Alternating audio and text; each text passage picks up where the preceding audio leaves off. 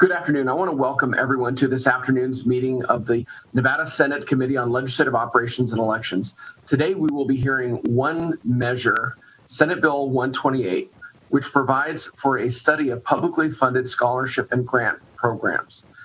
Madam Secretary, we do have a quorum present as of right now.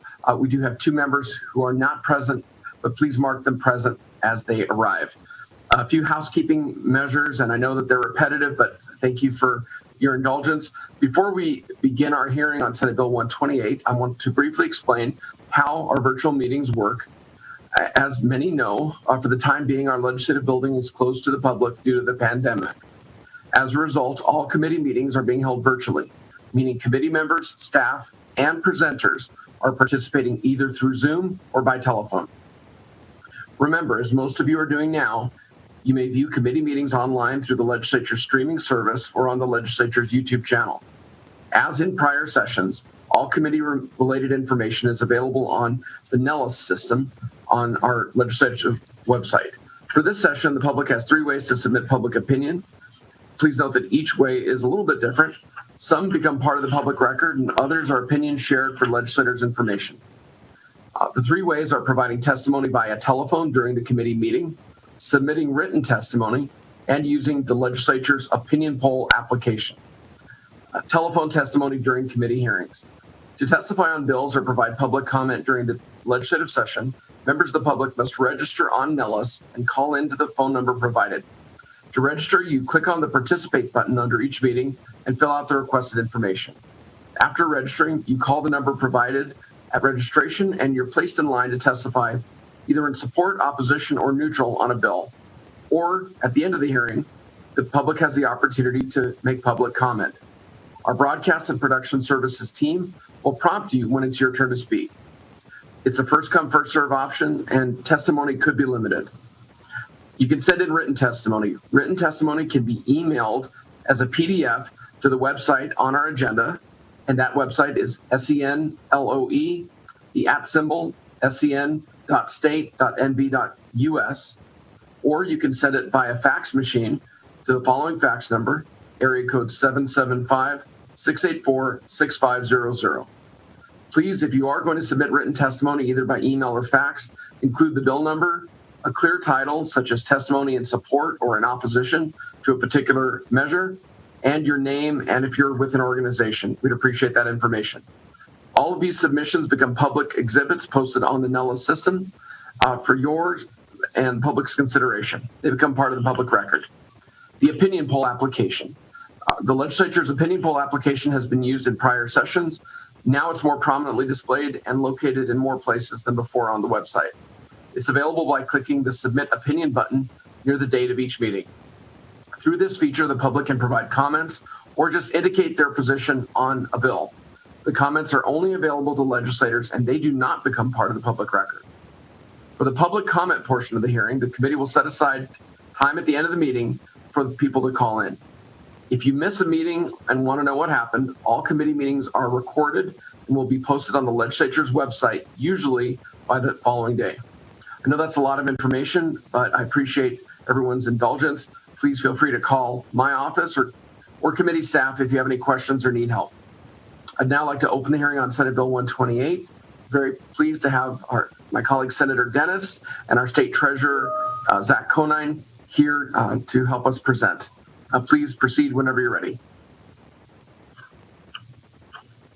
Thank you, Mr. Chair. Hopefully you can hear me okay. Yes. All right. Thank you, Chair Orenshaw and members of the committee. For the record, I'm Senator Mo Dennis, representing Senate District 2 in Clark County. I'm here today to present Senate Bill 128, which directs the state treasurer to conduct a study concerning publicly funded scholarships and grant programs in the state. As a bit of background, let me begin to provide some context for SB 128 before going over the bill's details. For years, we have known that publicly funded scholarships and grant programs have competed for the same money. Indeed, during these tough economic times, we must even be more mindful of where public funds are allocated to ensure we are reaching the most students with the most need. As we all experienced during the special legislative session last summer, there is less and less money available for these critical scholarships and grants. Programs such as the Governor Gwynne Millennium Scholarship, the Nevada Promise Scholarship Program, and the Silver State Opportunity Grant Program are all very important offerings to Nevada students. And the effectiveness and success of these scholarships and grants are critical to their ongoing viability. A holistic view of publicly funded scholarships and grants programs is necessary to ensure that the funds are meeting the needs of Nevada students for whom they were intended. The ultimate goal of SB 128 is to provide greater insight into the effectiveness of these various scholarship and grant programs in Nevada and provide recommendations for improvements to ensure public scholarship dollars meet their intended use. So, how do we accomplish this? In short, the bill requires a study. Specifically, Senate Bill 128 requires the state treasurer to contract with one or more qualified independent consultants to conduct a study concerning the effectiveness of publicly funded scholarship and grant programs in Nevada for persons pursuing higher education. The study must include a comprehensive review of student outcomes for scholarship and grant recipients, to include graduation and dropout rates of recipients, as well as an evaluation of the way such programs are administered. Moreover, the study must include a thorough evaluation of the short-term and long-term financial viability of these programs and the projected future costs of administration. For added flexibility, this review may include any other matter the state treasurer, in consultation with the Nevada System of Higher Education, determines is relevant to the study. Senate Bill 128 sets an April 1st, 2022 deadline for submitting a report and findings of the study to the Legislative Committee on Education. This report includes recommendations for improving the effectiveness and efficiency of publicly funded scholarships and grant programs. Recommendations must also address improvement of student outcomes for recipients and reduction of administrative costs for each scholarship or grant program. The Legislative Committee on Education must then review the report and recommendations and consult with and solicit input from persons and entities charged with administering publicly funded scholarship and grant program.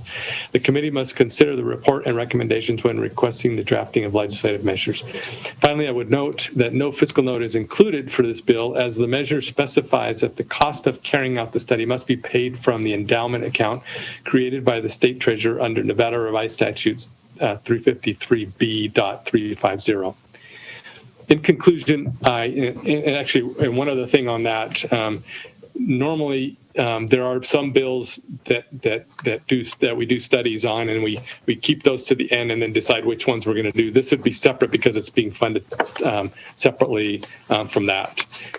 In conclusion, I urge support of SB 128. This bill will provide for much needed and overdue review of our critical scholarship and grant programs, which offer so much support for our higher education students. Thank you, Mr. Chair Orenshaw and members of the committee for considering SB 128. Joining me today to discuss the bill further is State Treasurer Zach Conine. Thank you very much, Chairman Dennis, and Treasurer Conine, thank you for joining us today. Of course, Chair, thanks for having me. Good afternoon, Chairman and committee members. For the record, I am Zach Conine, your Nevada State Treasurer. It's my pleasure to be here today to present Senate Bill 128 alongside Senator Dennis. As a little bit of background, the State Treasurer's Office oversees a number of critical state functions, including administration of the Governor Gwynne Millennium Scholarship, or GGMS, in coordination with the Nevada System of Higher Education. To date, the scholarship has helped 143,656 students pay for college over its 21-year existence. However, as the population of Nevada grows, an increasing number of GGMS scholarships are awarded each year. The cost of awarding a growing number of scholarships, along with a rising number of publicly funded scholarships and grants, has brought to light the necessity of an analysis of all publicly funded scholarship and grant programs, their effectiveness, and their financial longevity. We owe Nevada's families and students predictability in state-funded higher education awards, which is why we've worked with Senator Dennis to propose the legislation you have today, Senate Bill 128. As he said, Senate Bill 128 directs our office to conduct an interim study on the effectiveness of publicly funded scholarships and their respective short and long-term financial soundness. The study won't just look at the financial aspects of the program, but also the administrative processes and whether or not the scholarships are meeting their intended outcomes. For example, are the students who are served by the scholarships and grants going on to graduate with a degree? Are they getting jobs in their intended field? Are they able to be employed afterwards? The study will conclude with recommendations, whether they be programmatic, administrative, or financial, for consideration by the Interim Committee on Education for legislation during the 2023 session. As noted in Section 15, we have proposed the study to be funded from the College Savings Endowment Account, which is an account administered by the Treasurer's Office. That account, as a reminder, is funded by program fees that we get from the companies who administer our 529s and are restricted to education purposes. No general fund dollars will be utilized. Our office looks forward to working with NSHE, the governor, the legislature, and other stakeholders to ensure new programs and those longstanding programs such as the Governor Gwynn Millennium Scholarship are around to help students for the next 21 years and beyond. This concludes our presentation. We want to thank you all for your time and consideration, and of course, happy to take any questions. Thank you very much, Mr. Treasurer. Members, any questions for Senator Dennis or for Treasurer Conine? I have a quick question if members don't have any, and I'm looking at the language on page 2 of the bill, 1D. It's kind of a catch-all, and it says that an evaluation of any other matter that the state treasurer in consultation with the Nevada system of higher education determines is relevant to the study. And I really like that language just so that, that things can be looked at that aren't enumerated in the bill. And I just wonder, do you think that there's a chance that you might look at the WICHE program and how that's effective in terms of students being able to go to our neighboring states and, go to school across borders? I know that program's been around a long time, and I know it's helped a lot of students. But I wonder, do you foresee that kind of flexibility there, letting you look at programs like WICHE and other programs and seeing how effective they are? I could start.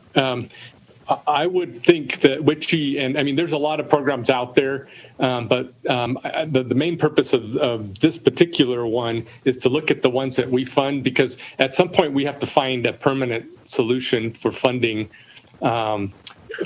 these scholarships. But before we can have that discussion, we need to make sure that they're being run as efficiently and that they're accomplishing what they need to. And so if we get it too broad, it might make it too hard to get the actual report done in time to be able to do some things. So, but I don't know. The treasurer might have some additional insight there. I don't know that we've talked about that. So.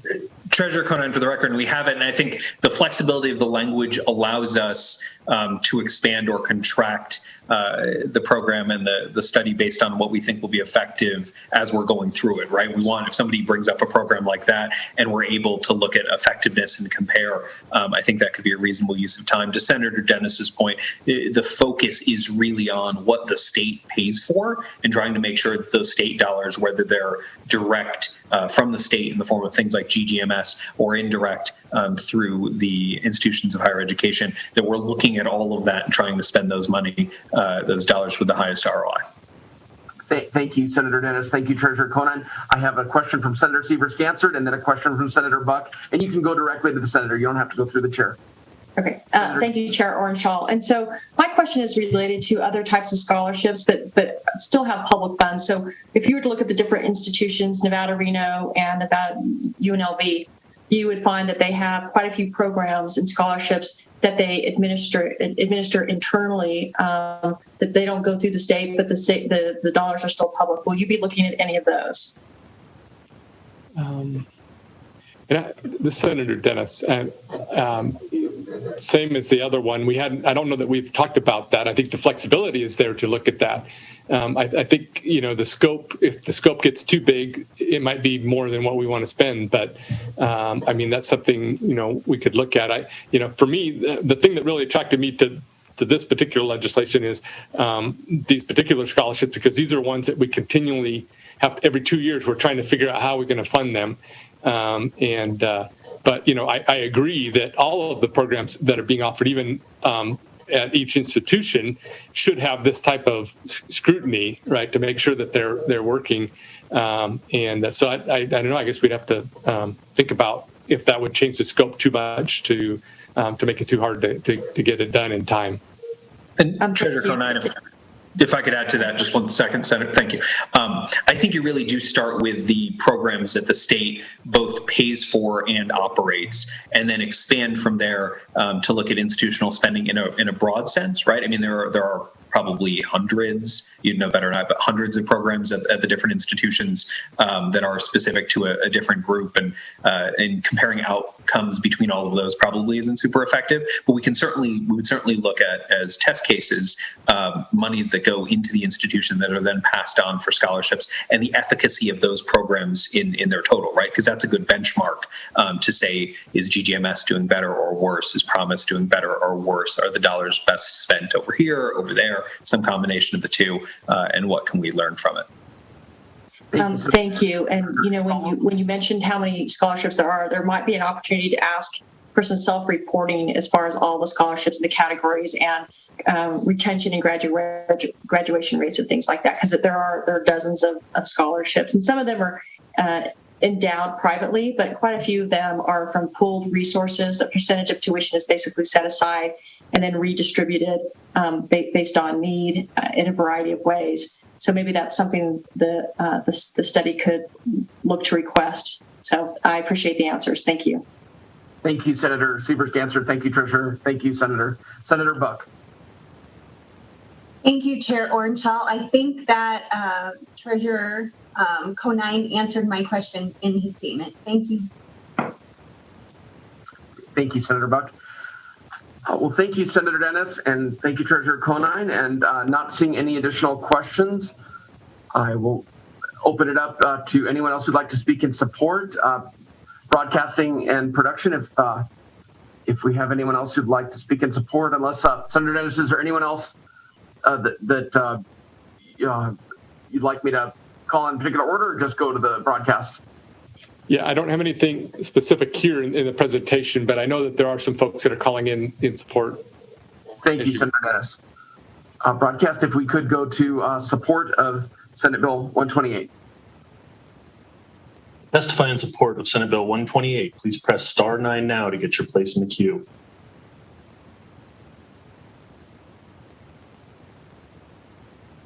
Caller with the last 3 digits, 069. Please slowly state and spell your name for the record. You will have 2 minutes and may begin. Kanani Espinoza, Kanani Espinoza, with the Roe Law Group on behalf of the Nevada System of Higher Education. Good afternoon, Chair Ornschall and committee members. The Nevada System of Higher Education supports Senate Bill 128 and thanks Senator Dennis and Treasurer Conine for bringing the legislation forward. These established scholarships are crucial to our students and provide better access to the recipients. We are committed to maximizing state education support funding and ensuring a smooth process for our incoming students and their families. And she looks forward to being a good partner and working with the Treasurer's Office during the study. Thank you. Thank you very much, Ms. Espinoza. We appreciate your testimony. A broadcast, anyone else in support? Caller with the last 3 digits, 031. Please slowly state and spell your name for the record. You'll have 2 minutes and may begin.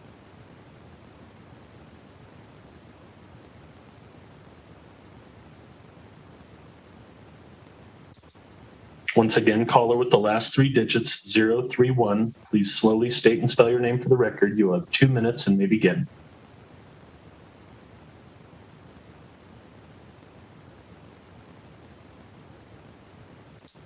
Caller 031, if you're having trouble unmuting, try pressing star 6 to unmute yourself.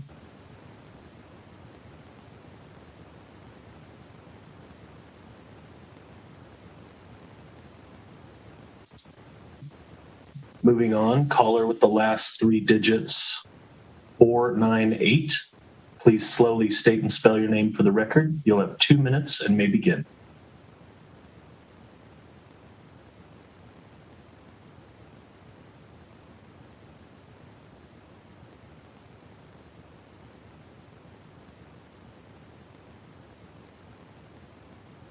Broadcast, do you think we might be having some technical difficulties? Or, because I'm certainly willing to wait a little longer if people might have gone on. Oh, can you hear me? Go ahead, caller. Okay. Good afternoon, Chair and members of the committee.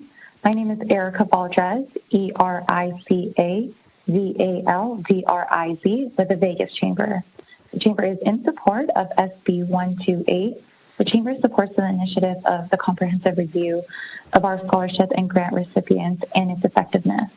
Reviewing the effectiveness is an important benchmark for every program to continually succeed. The Chamber has been a supporter of and will continue to be a supporter of scholarship and grant programs in Nevada. We believe this bill would optimize aid for our students in higher education. Thank you, Chair and members of the committee, for your time. We urge your support for this bill. Thank you very much. Broadcast, anyone else in support?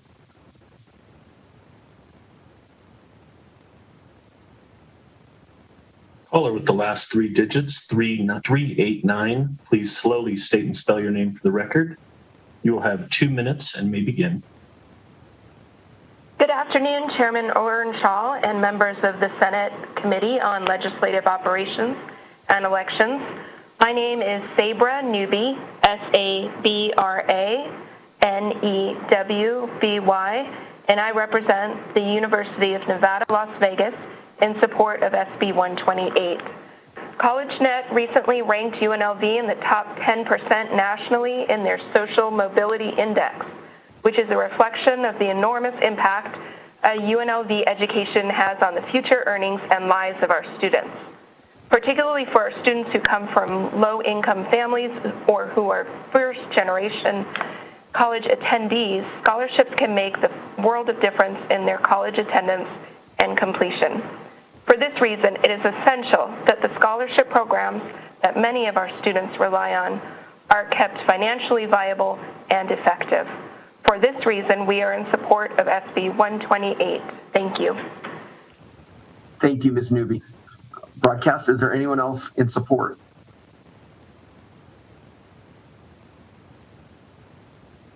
All in use one, please slowly state and spell your name for the record. You'll have 2 minutes and may begin.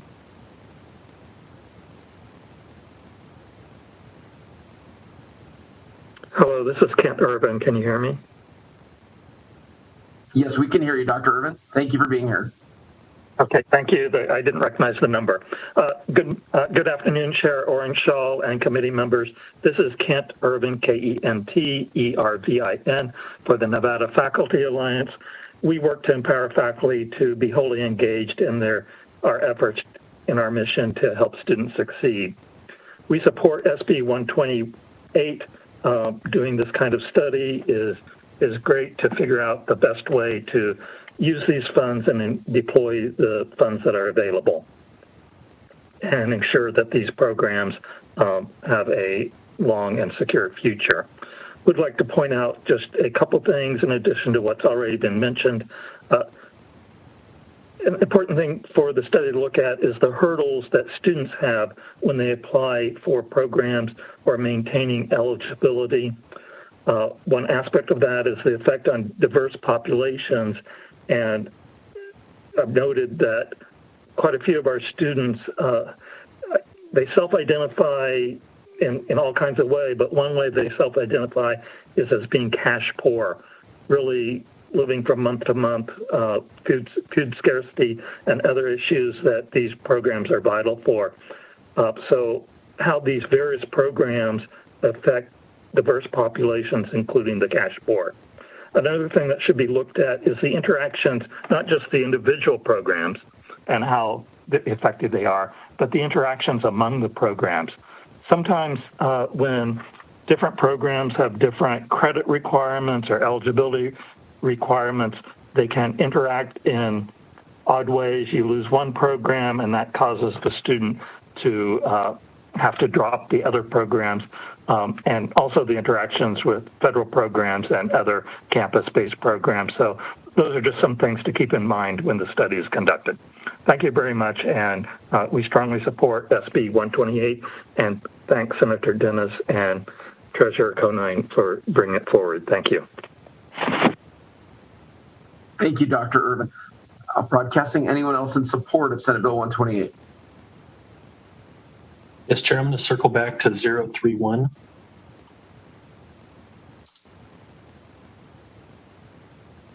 Caller with the last three digits, 031, please slowly state and spell your name for the record. You will have 2 minutes and may begin.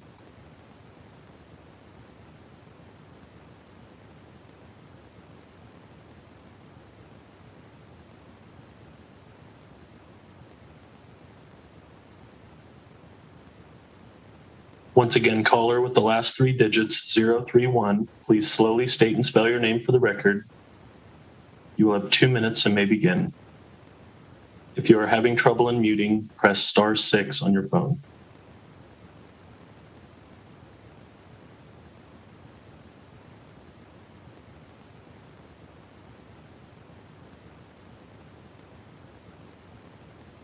Sorry, Chair, they appear to not be unmuting. All right, well, to that caller, please try it again to call in, and we certainly would take your testimony. If you're not able to, you can submit written testimony either by fax or email to the numbers on the agenda that were announced earlier. And again, sorry for any technical difficulties. Broadcasting, anyone else in support of the measure? No, Chair. Thank you. Broadcast, can we go to opposition? Opposition to Senate Bill 128. Testify in opposition of Senate Bill 128. Please press *9 now to get your place in the queue. I repeat, press *9 now to get your place in the queue if you wish to give opposition testimony for Senate Bill 128.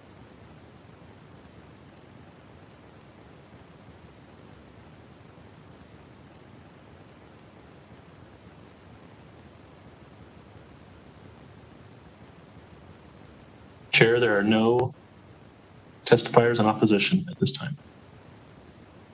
Thank you. Broadcast, anyone who wishes to be heard in the neutral position on Senate Bill 128. If you wish to testify in the neutral position on Senate Bill 128, please press *9 now to get your place in the queue.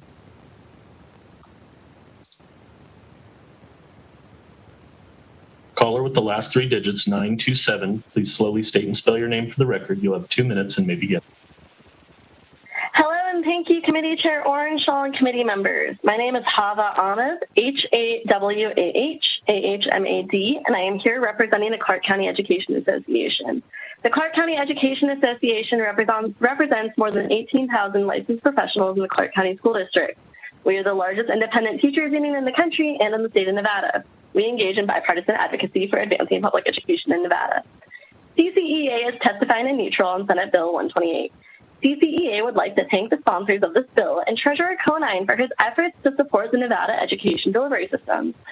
Today, we are in neutral because we would like to state on the record that students from Nevada's K-12 schools overwhelmingly matriculate into Nevada's system of higher education. As such, when we discuss scholarships, we must acknowledge that due to the COVID-19 pandemic, Nevada's first-generation and ELL students are experiencing a decrease in college enrollment.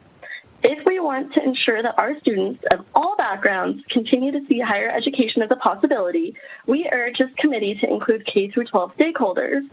Consulting and soliciting input from K-12 stakeholders will ensure alignment between K-12 and NSHE in order to better understand the effectiveness of publicly funded scholarships and grant programs, and will make sure money is spent in the most impactful way possible. We must reiterate that we appreciate the intent of this bill and thank the sponsors for their efforts. We look forward to continuing the conversation to ensure that our educators are doing all they can to support the goals of our students. Thank you. Thank you very much for your testimony. Broadcasting, anyone else in the neutral position? No, Chair. All right, thank you. And Senator Dennis, Treasurer Conine, any closing remarks you'd like to make? We appreciate you presenting the bill. Thank you, Mr. Chair. I do not have any. I think you pretty much understand, and I appreciate the comments that were made. I'm sure that we could look into, as part of that study, make sure that all the stakeholders have input, and that also looking at how perhaps the pandemic has created some challenges and may skew the report. So I'm sure those are all things that need to be looked at as we go through that process. Thank you. Thank you very much, Senator Dennis. And Treasurer Conine, thank you for being here. Any closing comments you'd like to make? No, sir, Chair, other than I appreciate everyone's willingness to discuss how we can protect and expand and refine these vital programs. So thank you for the time, and thank you to Senator Dennis for allowing us to be part of this presentation. Thank you both. Thanks for working on this issue. I'll now close the hearing on Senate Bill 128, and I'd like to go to public comment. Broadcasting, is there anyone holding on the line who would like to speak at public comment? To give general public comment, please press *9 now to get your place in the queue.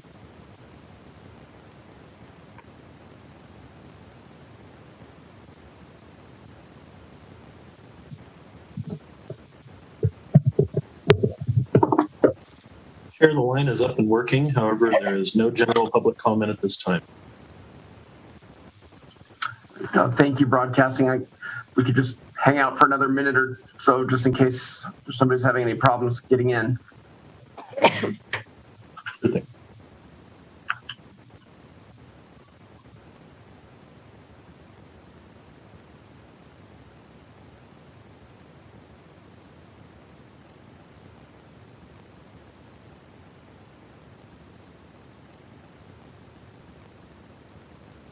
And Broadcasting, I just wanted to check and see if anybody else has gotten in the queue for public comment. Chair, the line is open and working. However, at this time, the public comment lobby is empty. All right. Well, thank you, members, for your time and attention to the hearing today. We are adjourned.